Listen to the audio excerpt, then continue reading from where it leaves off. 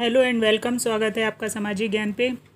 आज हम हिंदी आशाएं कक्षा 5 चैप्टर 3 पढ़ेंगे। बहुत बड़ा धनवान। हमारे हाथ पैर आँख कान ही सबसे बड़ी दौलत है। धन दौलत के अभाव में कोई गरीब नहीं होता। यह बात एक छोटे से बच्चे ने कैसे समझ ली, आओ इस कहानी में पढ़ें। 13वीं शताब्दी की बात है। ईरान में शिराज नगर में एक लड़का रहता था, सादी। बचपन में ही उसके पिता की मृत्यु हो गई थी। उसकी माँ ही उसका पालन पोषण करती थी। रमज़ान का महीना था। बाज़ारों में खूब रौनक और चहल पहल थी। शाम का समय था। लोगों की निगाहें आसमान की ओर लगी थीं। सबको इंतज़ार था कि आज चाँद दिखे तो कल ईद हो। सादी भी चाँद के दिखाई देने का इंतज़ार कर रहा था। तभी लोगों की आवाज़ सुनाई दी, चाँद दिख गया, चाँद दिख गया। सादी भी खुशी से चाँद दिख गया चिल्लाता हुआ अपनी अम्मी के पास आ गया और बोला, अब कल ईद होगी ना अम्मी, मैं नए कपड़े पहनकर मेले में जाऊंगा।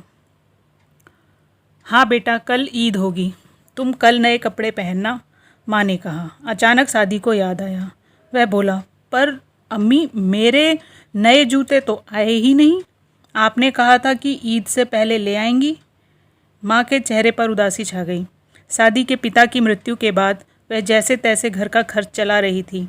एक एक पाई जोड़कर उसने सादी के लिए नए कपड़े तो खरीद लिए, पर जूते न खरीद पाई। उसकी आंखों में आंसू झलक आया। माँ को उदास देखकर सादी ने कहा, अम्मी आप उदास मत होइए। खुदा ने ना मालूम हमें क्यों गरीब बनाया है। मैं पुराने जूते ही पहन लूँगा, आप बस रोना बंद कीजिए।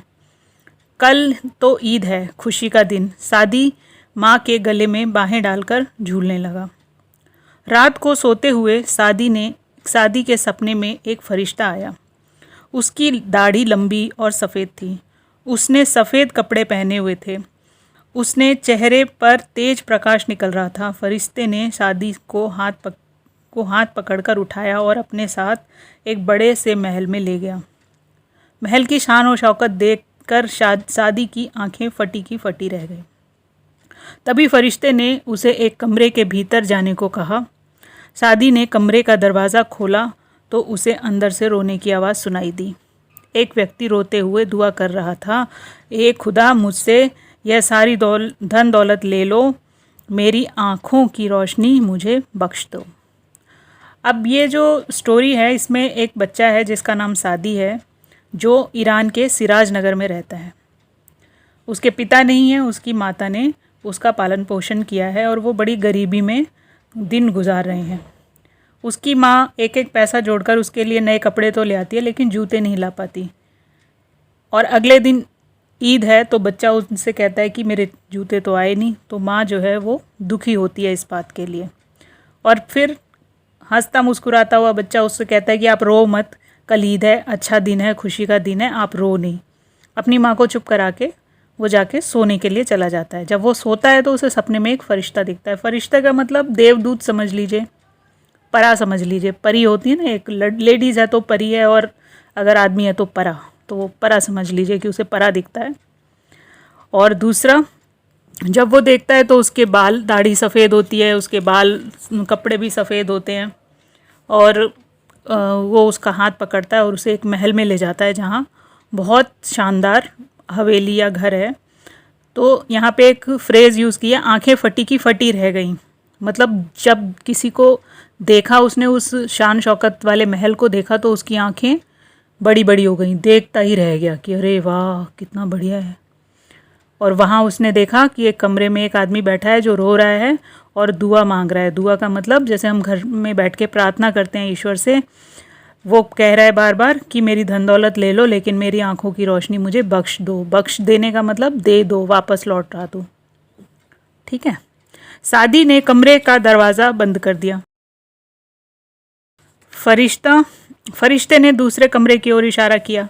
सादी ने उस कमरे का दरवाज़ा खोला तो उसमें भी एक व्यक्ति रोते रोते प्रार्थना कर रहा था, ए खुदा, यह धन दौलत, महल दो महले मेरे किस काम के, मैं तो चल फिर भी नहीं सकता, मेरी सारी धन दौलत ले लो, मुझे मेरे पैर दे दो। अब दूसरा व्यक्ति क्या रो रहा था कि पैसा दौलत ले लो मगर मेरे पैर दे दो ताकि मैं चल फिर सकूं। फरिश्ता शादी को तीसरे कमरे में ले गया। वहाँ एक आदमी धन दौलत के बदले खुदा से सुनने की ताकत मांग रहा था, यानी वो क्या था, बहरा था। यह सब देखकर सादी को जिंदगी का सच समझ में आ गया। वह सोचने लगा कि धन दौलत होते हुए भी ये लोग कितने गरीब हैं। मैं तो बहुत बड़ा धनवान हूँ।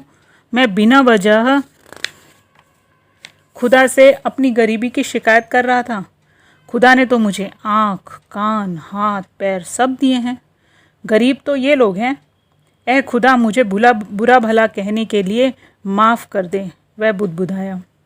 अब बच्चे को अपनी गलती का एहसास हुआ कि जिनके पास हाथ पैर और सब कुछ है तो वो गरीब नहीं है, वो तो धनवान है। गरीब तो वो हैं जिनके पास पैसा धन दौलत तो है लेकिन हाथ पैर नहीं है, सुनने की ताकत नहीं है, देखने की ताकत नहीं है। मतलब एक शरीर में कमी है जिसकी वजह से वो पूरी दुनिया को इंजॉय नहीं कर सकते, उस सृष्टि का जो भी नेचर है उसका मज़ा नहीं ले सकते। लेकिन जो आदमी हाथ पैर सब कुछ उसके ठीक ठाक है, बस एक पैसे नहीं है उसके पास, तो पैसा तो मेहनत करके कमाया जा सकता है। सादी ने फरिश्ते की ओर पलटकर देखा, वहाँ कोई नहीं था। सुबह हो गई थी। सादी आंखें मलता हुआ बिस्तर से उठा। उसने पूरी बात जाकर अपनी अम्मी को बताई और कहा, अम्मी, हम गरीब नहीं हैं। गरीब तो वे हैं जो देख सुन या चल नहीं सकते। हम तो बहुत बड़े धनवान हैं। बेटे के मुंह से इतनी समझदारी की बातें सुनकर माँ ने उसका माथा चूम लिया। यही सादी बड़ा होकर फ़ारसी भाषा का महान साहित्यकार बना और शेख सादी के नाम से प्रसिद्ध हुआ। बोस्ता और गुलिस्ता उनकी प्रसिद्ध रचनाएं हैं जिनका कई भाषाओं में अनुवाद हुआ है। उनकी रचनाओं में मध्यकालीन पूर्वी समाज की सर्वोत्कृष्ट सांस्कृतिक परंपरा की छाप दिखाई देती है।